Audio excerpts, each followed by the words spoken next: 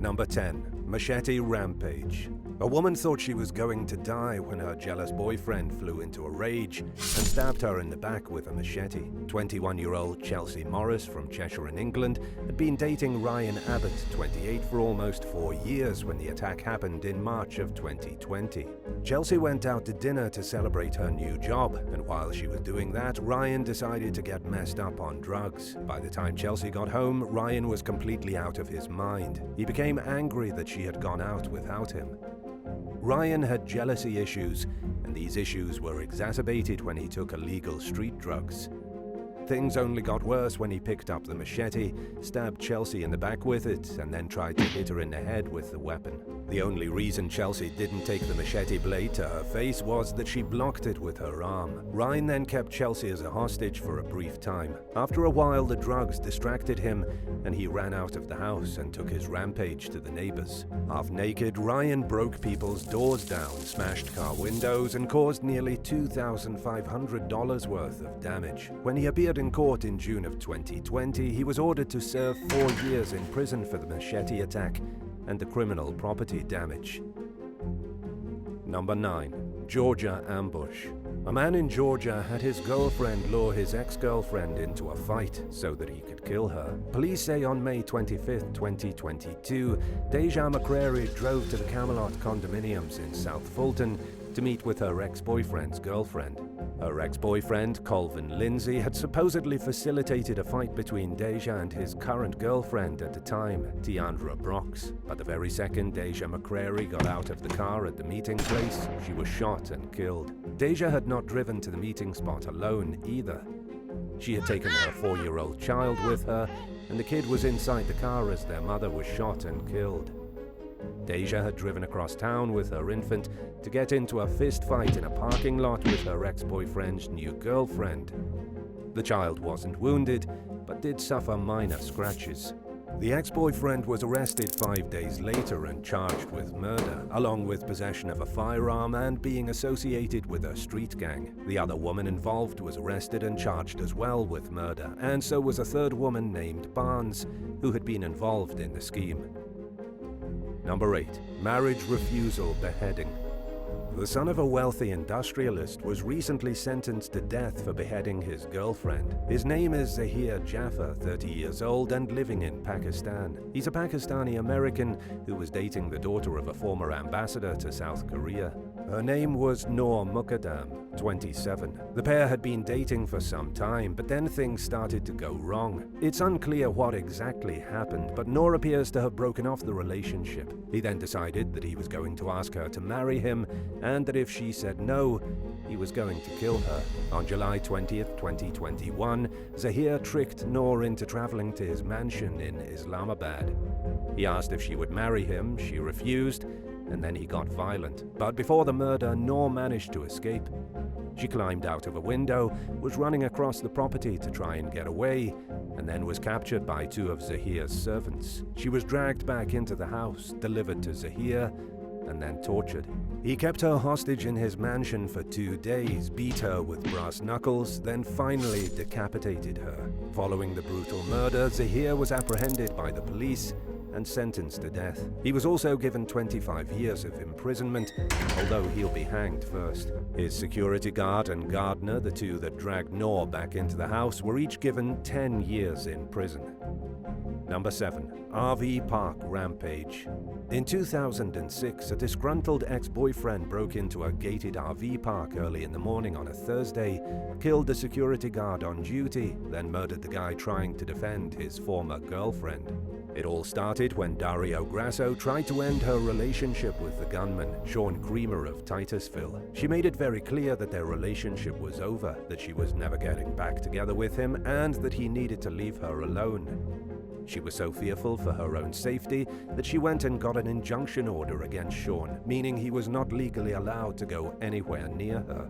Unfortunately for everyone involved, Sean Creamer did not care about the injunction order. The same night that the restraining order was placed against him, he got drunk, drove down to the great outdoors RV park and golf resort, parked in a nearby restaurant, and walked half a mile to the entrance. When he was confronted by the security guard on duty, an innocent man named Daniel Tripp, Sean pulled out his gun and killed him. Sean then walked across the RV park to the home he and his ex-girlfriend had previously been sharing. She had suspected something like this might happen, and so Dario had sent her young daughter to the home of a nearby friend for the night. She had also asked one of her personal friends, a man named David Hinkle, if he could spend the night at her house. She was hoping David might be able to protect her in case Sean showed up. When Sean showed up at the house, he immediately shot and killed David Hinkle. He went to kill Dario too, but she managed to squeeze her way out of a window and escape without being hurt. Her ex-boyfriend then died in an altercation that followed with the police by a gunshot wound to his head. Number 6. Taking the kids to church.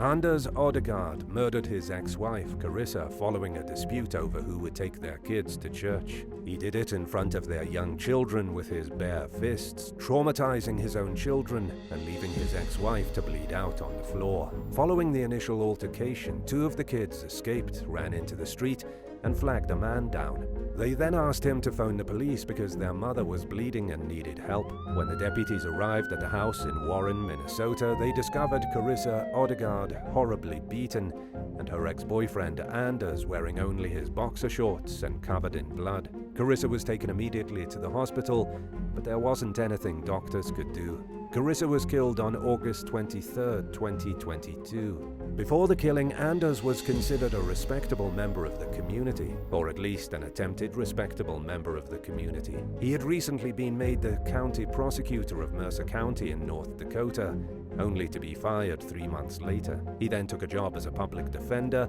but was let go from that position too. Anders was apparently in debt of around $100,000. Then, to add to his troubles, Carissa served him with divorce papers in 2021. The spiral ended with his ex-wife's murder, and all because she was trying to take her children to church. It was Carissa's time to have the kids, but Anders didn't want to give them back. So he committed second-degree murder. Now, he'll likely never see his children again. Number 5. Murder in a parking lot. A Colorado teenager was beaten to death in a parking lot by her 20-year-old ex-boyfriend in 2021. Her name was Danielle Hopton, 18 years old, from Fort Collins. Danielle was about as good of a person as you can get, someone who volunteered at an animal shelter in her spare time. One of the things she really enjoyed doing was helping to raise guide dog puppies for the blind. But on February 6th, shortly after she graduated high school, her ex-boyfriend ambushed her in a parking lot and bludgeoned her to death. She was discovered lying in a pool of blood on the pavement and was quickly taken to the hospital. Unfortunately, her injuries were too severe, and there was nothing doctors could do to save her. Detectives soon identified 20-year-old Stephen McNeil as their prime suspect. In fact, they caught and arrested him just hours after the deadly assault. The couple had been in a relationship that turned sour, so sour Danielle had gotten a restraining order against Stephen. Stephen was also a known violent offender. He had been arrested in December the year before on felony assault when he strangled somebody. He was then arrested the next month for criminal mischief. His bad attitude and aggressive behavior culminated in the barbaric slaughter of an innocent woman in a parking lot in the middle of the afternoon. Stephen is now being charged with first-degree murder. Number 4. Fleeing to Mexico. A Texas mom was discovered dead in her vehicle in early October of 2022. The man who murdered her was discovered shortly after in another country. Daniel Chacon first kidnapped his 38-year-old ex-girlfriend Myra Gutierrez at gunpoint, then executed her in her own vehicle. He then drove across the border into Nuevo Laredo in Mexico. But it all started with an ordinary visit. Myra had gone to the Red Pines apartment complex in Pasadena to visit the child she and Daniel shared. But something had gone wrong in Daniel's mind. When his ex-girlfriend showed up, he threatened her with a gun in front of eyewitnesses, forced her back into her silver SUV, and climbed in after her. He then made her drive to Houston, where he shot her and left her dead in the driver's seat. It was a terrible tragedy, and one that could have been prevented. Daniel showed up at his uncle's house the day before the murder and admitted what he was going to do. Daniel said he was going to kill his ex, and his uncle had reported that to the Pasadena police. But the police didn't do anything, and Myra was murdered the next day. Daniel also has a history of violence against women, with arrests dating back to 2012. Number 3. Terror at U-Haul. Asia Johnson was only 20 years old when she lost her life in the summer of 2022. She was pushing her baby in a stroller down a New York City street at about 8:20 p.m. when it happened. She never even saw it coming. The young mother was walking, minding her own business, going about her day as she would any other. Then she took a bullet at point-blank range to her head. The man who killed her is 22-year-old Isaac Argro, the father of the baby in the stroller. He was an angry ex-boyfriend who couldn't stand the fact that Asia could live her life without him. The baby was only 3 months old. Asia and Isaac had been in a brief relationship that resulted in the birth of a baby. However, Asia terminated that relationship on account of Isaac was not exactly father material. However, Isaac continually tried to get back together. He was desperate, but nothing he did seemed to work. Finally, he resorted to violence. Isaac persuaded Asia to meet him by promising he had some items for their young daughter. In reality, he was planning to kill her.